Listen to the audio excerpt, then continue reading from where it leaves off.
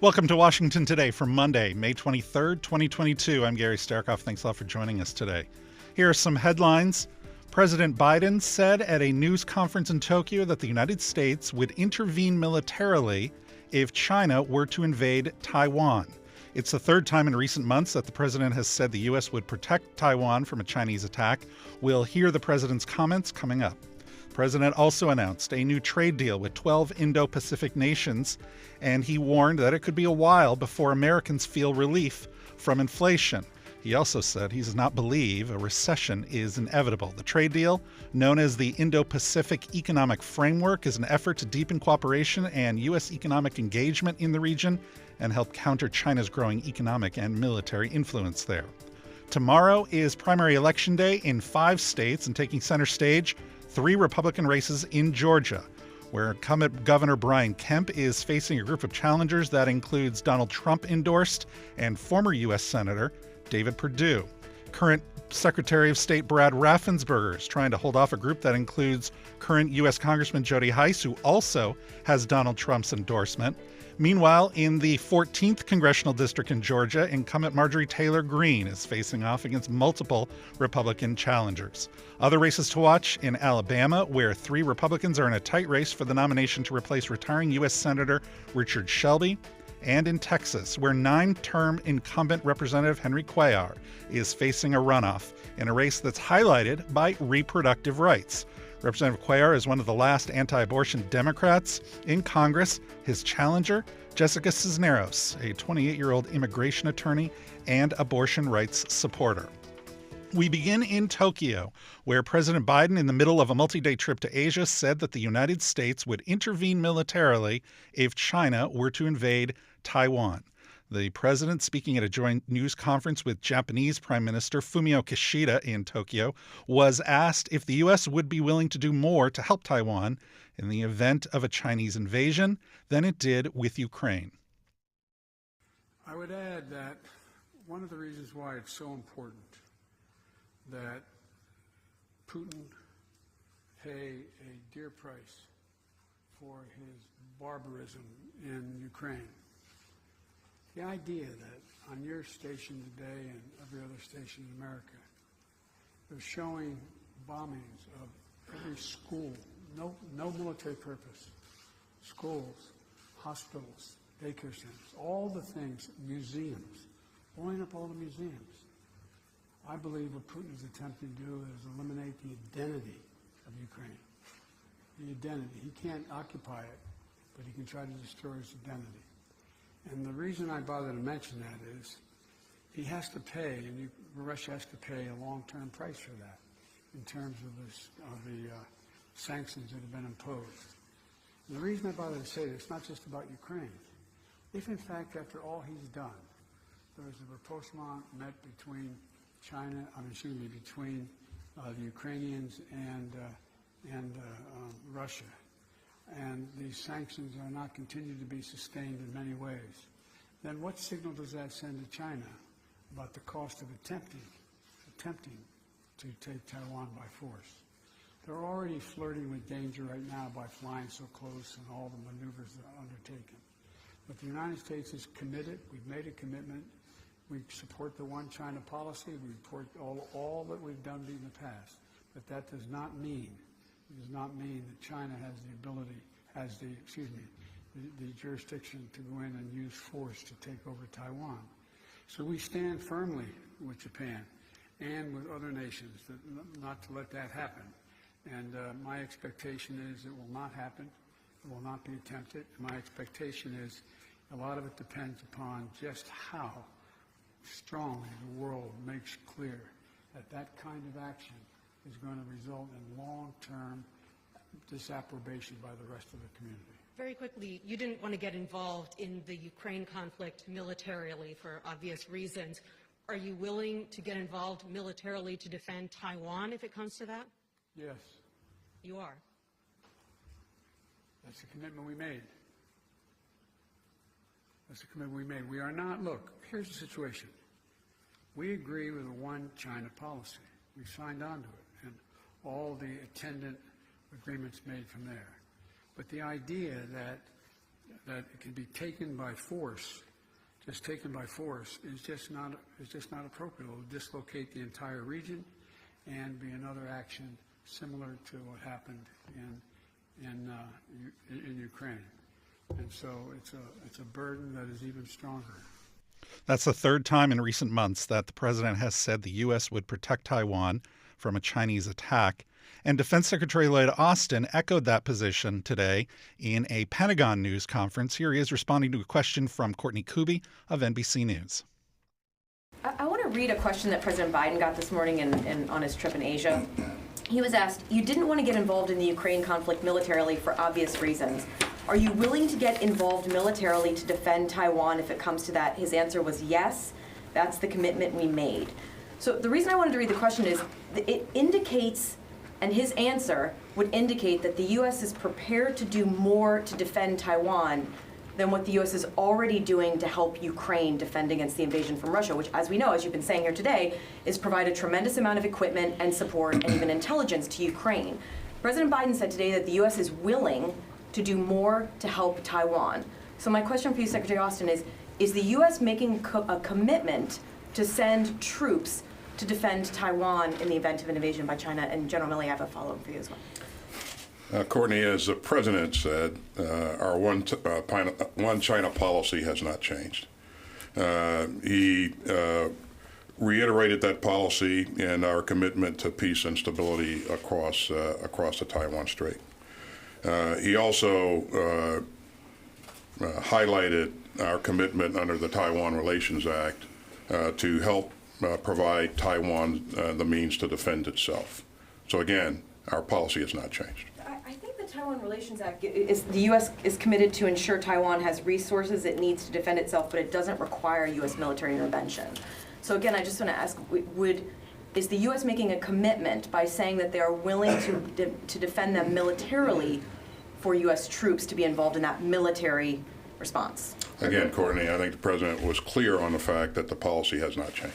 And then, General Milley, since you're talking about the risks with Ukraine, can you walk us through what you see the potential risks that would be a part of a U.S. military defense of Taiwan should China invade?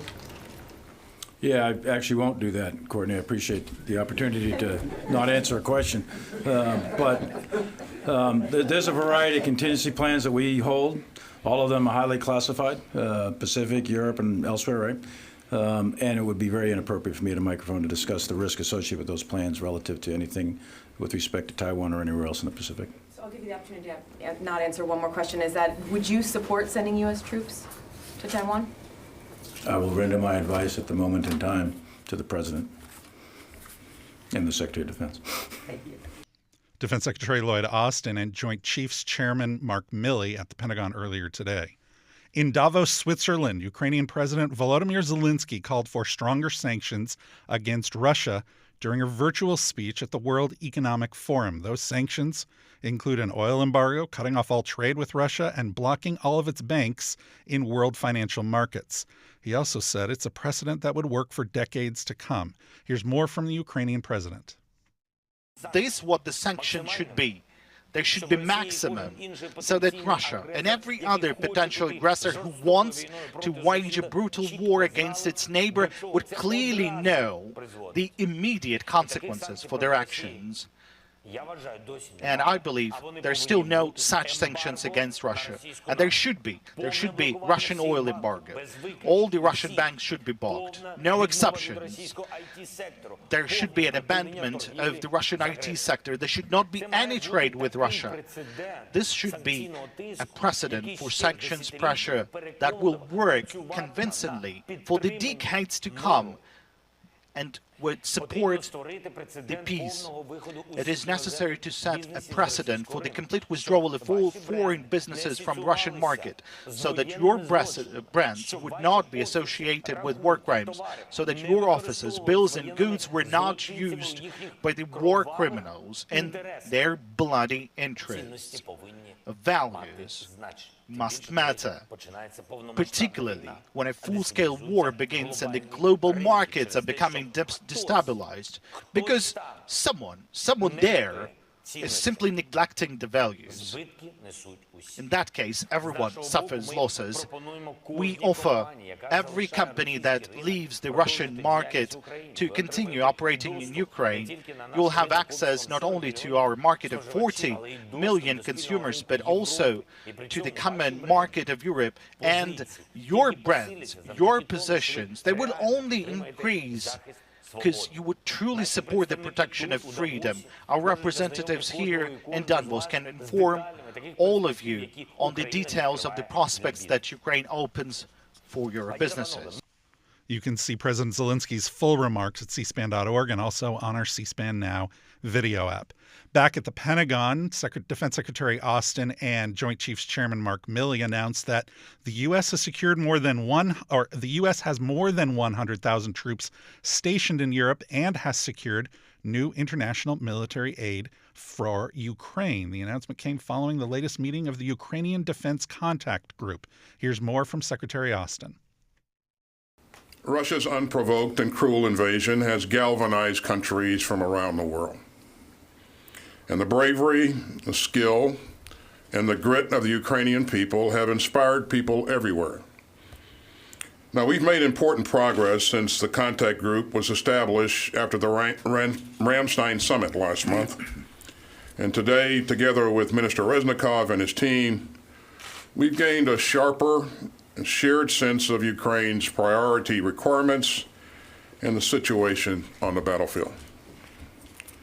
We also heard some very welcome announcements this morning about even more security assistance for Ukraine. That includes some 20 countries that announced new security assistance packages. Many countries are donating critically needed artillery ammunition, coastal defense systems, and tanks and other armored vehicles. Others came forward with new commitments for training Ukraine's forces and sustaining its military systems. There are too many countries to properly thank everyone here, but let me mention just a few standouts. I'm especially grateful to Denmark, which announced today that it will provide a Harpoon launcher and missiles to help Ukraine defend its coast. I'd also like to thank the Czech Republic for its substantial support, including a recent donation of attack helicopters, tanks, and rocket systems. And today, several countries announced new donations of critically needed artillery systems and ammunition, including Italy, Greece, Norway, and Poland. And let me also recognize the United Kingdom for its leading role in helping to coordinate security assistance, and for the significant quantities of British equipment that continue to flow into Ukraine. I'm deeply grateful to these countries and to all the countries that have stood up today. Those 5 new countries who joined today's meeting are Austria, Bosnia and Herzegovina, Colombia, Ireland, and Kosovo. The 100,000 American soldiers in the region include more than 15,000 Navy troops and a dozen air fighter squadrons. Here's more from Secretary Austin and General Milley. Let me reiterate that I believe that today was a very successful meeting. You heard the chairman talk about the numbers of countries that were involved. You heard me speak about the types of donations that some 20 countries came forward with today to announce. Now that's real progress, which is needed for real problems, and so we're very, very satisfied that we had a very productive meeting. But we recognize that this is a work in progress, and we will need to continue to remain focused on this going forward. Now, in terms of what their needs are, they really are pretty much the same as they were the last time we talked, and that was long-range fires, armor in terms of tanks and armored personnel carriers, some UAV capability, and so that has not changed. The nature of the fight, as you've heard us describe a number of times, is the fight is really shaped by artillery in this phase, and we've seen serious exchanges of artillery fires over the last several weeks. Regarding HIMARS, I don't want to get ahead of where we are in the process of resourcing requirements.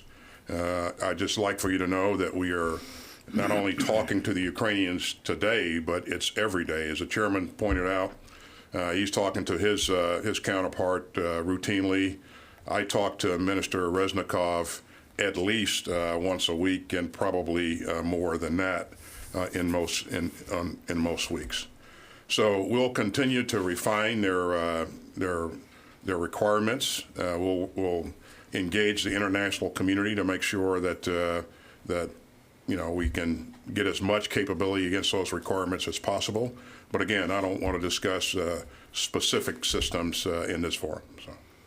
So, Lita, you asked about the replenishment piece.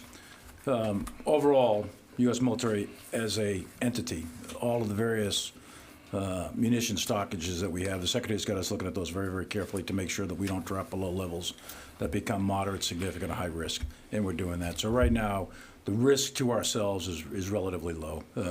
It's not something that we're going to get overly excited about. We have a category called critical munitions and preferred munitions. We're solid in all of those, and javelins is not in that category. So your small arms, your anti-tank weapons, some of your man-pads, javelins, et cetera, as opposed to, say, for example, other smart munitions and PGMs, et cetera. So we're okay. We're doing okay, and our risk is being managed appropriately. With respect to the training, we are doing training in several different countries right now, along with other NATO and partner countries. Are training Ukrainians in various countries. I'm not going to go into all the details of it, but that's ongoing, not in Ukraine, but outside of Ukraine. The United States doesn't have any trainers right now in Ukraine, and some of the things that may have been out there in the media, those are planning efforts that are underway at a relatively low level, have not yet made it into the Secretary or myself, for that matter, for refinement of courses of action and what's needed. At the end of the day, any reintroduction of U.S. forces into Ukraine would require a presidential decision. So we're a ways away from anything like that. We're still developing courses of action, and none of that's been presented yet to the Secretary. Defense Secretary Lloyd Austin and Joint Chiefs Chair Mark Milley at the Pentagon. You can see the full event at cspan.org and on our C-SPAN Now video app. Ukraine's Prosecutor General Irina Venediktova discussed suspected war crimes committed by the Russian government and military at an event sponsored by the Washington Post today. One of the topics discussed, the life sentence verdict for a 21-year-old Russian soldier who was found guilty of war crimes after killing a 62-year-old man in a northeastern village of Ukraine in the early days of the Russian invasion. Here is the Ukrainian Prosecutor General. Before the answer, I can give very short answer, but actually for me very important your platform to speak about current situation in Ukraine. We have today first court decision, verdict about our suspect whom we started to prosecute guilty. And is it enough, or are we satisfied or not? Actually, for this day, we have more than 13,000 cases only about war crimes. It means that we investigate cases about killing civilians, raping them, torturing them, in Kyiv region, in Sumy region, in Chernihiv region, in all territories which are under attack, under shelling, under occupation.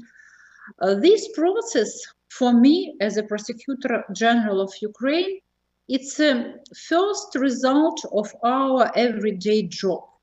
We have huge number of these investigations, and unfortunately, every day we have extra 100, 200, 300 cases. It's a huge number. For us, it is start of common process of justice, because actually, when we start to prosecute war criminals, for today we have suspects in war crimes more than 50 persons. And in our main anchor case about crime of aggression, more than 600 persons. And such trials, which are absolutely objective, which are open for all people, for all journalists from all parts of the planet. It means that we do everything open, under rule of law, and such proceedings can save the life of other civilians who are now under occupation, who are now under attack, under shelling, and so on. I think that it's good possibility for Russian soldiers, for Russian commanders to understand that if they decided to do such atrocities, to kill, to rape, to loot, to torture, we will find everyone early or later, but we will identify all of yours. We start to prosecute, and you will be responsible for all your atrocities. Ukrainian Prosecutor General Irina Venediktova earlier today speaking with the Washington Post. And at a Brookings Institution event, Finnish Ambassador Mikko Hautala and Swedish Ambassador Karin Olofsdotter spoke about why their countries decided it was time to join NATO. Why did your countries change their mind on NATO membership? Is it, and I'll just let you put it in your own words, but is it fundamentally about a specific risk you now feel in military terms, in geographic terms, or is it more about this sense of where Russian strategic culture has gone, which may even transcend and go beyond Putin, or something else that I can't even put into words? If I may start on that, because we have had slightly different policies in our country. NATO membership was not on the table in Sweden. That didn't mean that it was out of the question that we would ever apply. But we did everything we could to build our security on cooperation with others without joining a military alliance. And, going back to 1814, I won't give you the whole story, but it's really ingrained almost in our DNA on how we look at our own security, building it ourselves, and this kind of, military, middle of the road where we not a member, but cooperating as closely as possible without becoming a member. And so we have seen, of course, the build-up in Russia of their military forces. And I remember last year, I was a bit worried that the United States, of course, I can completely understand the U.S. focus on China, but I was a little bit worried that you were not as focused on European security as maybe we would like, because we really saw the build-up of military capabilities in Russia and saw it as a threat. So you and I together spent a lot of time talking to the administration and members of Congress on what we saw, because we, as I said, completely understand the focus on China, but we need to focus here as well, because it is a dangerous place, and we have seen that now. So I think when you look back, it was a gradual process, and maybe we don't want to admit that, but then when the attack really came, that really changed it for us, because we saw the brutality, and we saw that this is completely illegal, and it changes European security architecture forever. And that really was what made it happen. So in your case, I guess each of your countries, your last big war was against Russia in one form or another. In your case, it was more than 200 years ago. In your case, this century. And of course, we've actually had events at Brookings honoring the 1939-1940 Finnish War, one of the most amazing efforts in history. But then you found a way to make your peace with them, so to speak, or at least to get along throughout the Cold War. What changed in Finland that led to your reassessment? I think, Michael, we had basically three reasons for that, for the decision. One of the reasons was already Putin's demands in December. Yes. Because he was clearly trying to define the European security order in a way that would have left us, Sweden and some others, kind of permanently outside NATO. And outside NATO, for us, by definition, means that you are within their sphere of influence. So he was clearly, because before that, Putin always said that, it's your decision to join. We would be against, but he sort of accepted that we have a sort of free choice on the matter. Now he was trying to deny that. So that was a kind of a first shock. And we also concluded that if we do not react to this kind of an attempt, it sort of means that we kind of accept it, or we can live with that. And we couldn't live with that. Finnish Ambassador Mikko Hautala and Swedish Ambassador Karin Olofsdotter speaking earlier today with Michael O'Hanlon at the Brookings Institution. You're listening to Washington Today. Live Tuesday on C-SPAN Radio at noon Eastern, a House Financial Services Subcommittee on Diversity and Inclusion hearing titled Diversity Includes Disability, exploring inequities in financial services for persons with disabilities, including those newly disabled due to long-term COVID. The committee says that 1 in 4 Americans has a disability, and the number has grown significantly during the COVID-19 pandemic. That's a House Financial Services Subcommittee hearing live Tuesday at noon Eastern on C-SPAN Radio. Listen on your smart speaker. Say, play C-SPAN Radio.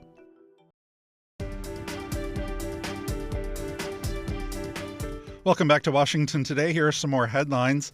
Americans' financial health reached its highest level in nearly a decade last year. That's according to a new report by the Federal Reserve. Almost 8 in 10 adults said last fall that they were either, quote, doing okay or living comfortably when it came to their 2021 finances. That's the highest proportion to say so since the survey began in 2013. The survey of 11,000 adults was taken last October and November when inflation had increased more than 6%, but before Russia's invasion of Ukraine pushed gas and food prices sharply higher. The report also found that members of all racial groups reported healthier finances, with Hispanic Americans showing the sharpest improvement and white Americans the smallest. The House Ethics Committee is opening an investigation on North Carolina Republican Representative Madison Cawthorn for allegedly engaging in an improper relationship with a staffer and promoting a cryptocurrency in which he had an undisclosed interest. The bipartisan 10-member committee voted to form an investigative subcommittee a couple weeks ago on May 11th, according to a statement from Committee Chair Ted Deutsch of Florida and top Republican Jackie Walorski of Indiana. Representative Cawthorn lost his House seat in a primary election last week to State Senator Chuck Edwards. A new study has found that global warming has made the severe heat wave that hit much of Pakistan and India this spring hotter and much more likely to occur. The report in the online journal World Weather Attribution says that man-made climate change has made the South Asia heat wave at least 30 times more likely and nearly 2 degrees hotter, 2 degrees Fahrenheit. The record heat wave has killed at least 90 people, led to flooding from Himalayan snowmelt, created power shortages, and damaged India's wheat crop. Meanwhile, the president, in the middle of a multi-day trip to Asia, and sought to calm concerns about recent cases of monkeypox that have been identified in Europe and the U.S. He said he does not think it rises to the level of concern that existed with COVID-19.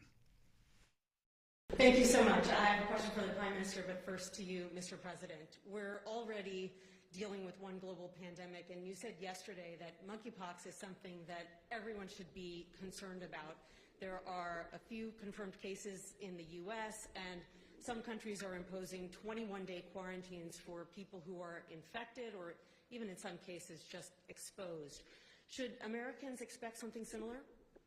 No, I don't think so. Look, we've had this monkeypox in larger numbers in the past, number one. Number two, we have vaccines to take care of it.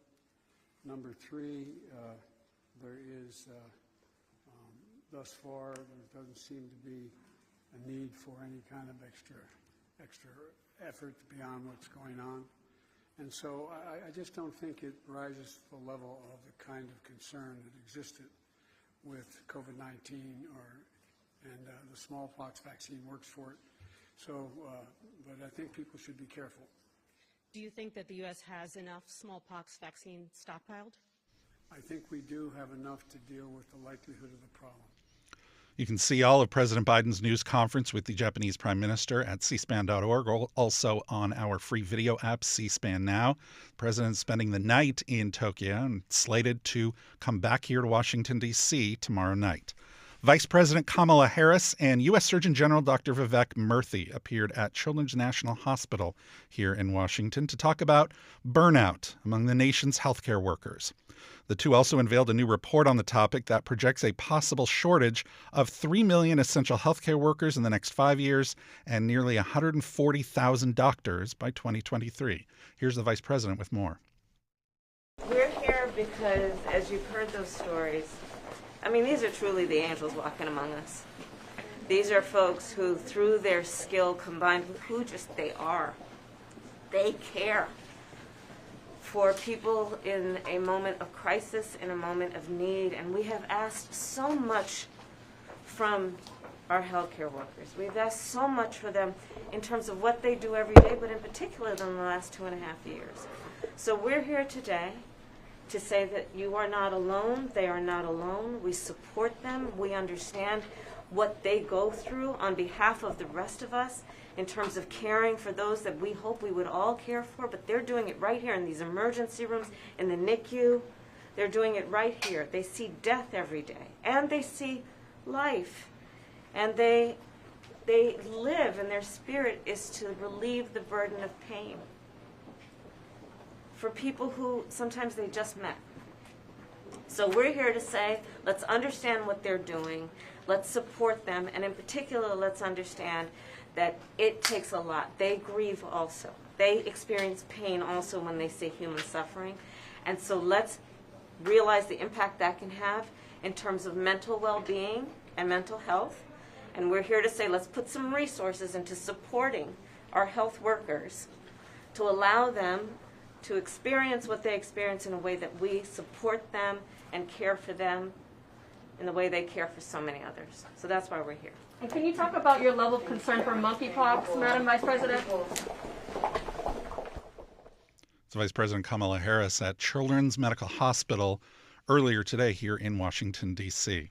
And finally, in a speech on Sunday night, Wyoming Republican Representative Liz Cheney called Donald Trump, the former president, a threat to the United States, the likes of which, quote, we have never faced before. She was among the recipients for this year's John F. Kennedy Profile in Courage Awards. Her acceptance speech described the January 6th Capitol attack. Standing above the door to Statuary Hall is the oldest statue in our Capitol. It is a statue of Cleo, the muse of history. Cleo rides in the chariot of time, and she has a book in her hand in which she takes notes, reminding all of us that our deeds are inscribed in the pages of history. I walked from Statuary Hall into the Capitol Rotunda, the most sacred space in our republic. This is the space where presidents, including President Lincoln, President Kennedy, have lain in state. This is the space that is watched over by statues of Washington and Jefferson and Lincoln and Grant and Eisenhower and Ford and Reagan. That night, almost every wall, against almost every wall encircling that room were SWAT teams. More men and women in riot gear, helmets, carrying long arms, some resting from battle, others standing watch. ATF, FBI, federal agents deployed inside the United States Capitol building. There in the rotunda, these brave men and women were resting beneath 8 paintings that depict the earliest scenes of our republic. These include 4 by George Trumbull, scenes from the American Revolution. One of these was painted in 1824, and it depicts George Washington resigning his commission. At this moment in 1783, depicted in the painting, Washington voluntarily relinquished power. He handed control of the Continental Army back to Congress. George Trumbull, the painter, called this one of the highest moral lessons ever given to the world. With this noble act, George Washington set the indispensable example of the peaceful transfer of power in our country. This is what President Reagan called, quote, nothing short of a miracle. This is what President Kennedy, in his inaugural address, called a celebration of freedom. And this sacred obligation to defend the peaceful transfer of power has been honored by every American president except one. Standing on the east front of the United States Capitol on a snowy morning in 1961, President Kennedy said, "In the long history of freedom, only a few generations have been granted the role of defending freedom in its hour of maximum danger. Today, that role is ours, as we face a threat we have never faced before, a former president attempting to unravel our constitutional republic. At this moment, we must all summon the courage to stand against that." The question for every one of us is, in this time of testing, will we do our duty? Will we defend our Constitution? Will we stand for truth? Will we put duty to our oath above partisan politics? Or will we look away from danger, ignore the threat, embrace the lies, and enable the liar? Representative Liz Cheney, the Wyoming Republican, speaking at the John F. Kennedy Profiles and Courage Awards. She received one last night in Boston. Other recipients this year: Ukrainian President Volodymyr Zelensky, Michigan Secretary of State Jocelyn Benson, Arizona House Speaker Rusty Bowers, and former Fulton County, Georgia Election Department employee Shay Moss. A reminder that this program is available as a podcast. You can find it at cspan.org/podcasts or wherever you listen to podcasts. And if you'd like more on the stories that are shaping Washington, delivered daily right to your inbox, you can subscribe to C-SPAN's evening newsletter word for word. Just go to cspan.org/connect to subscribe. I'm Gary Sterkoff. Thanks a lot for listening today to Washington Today.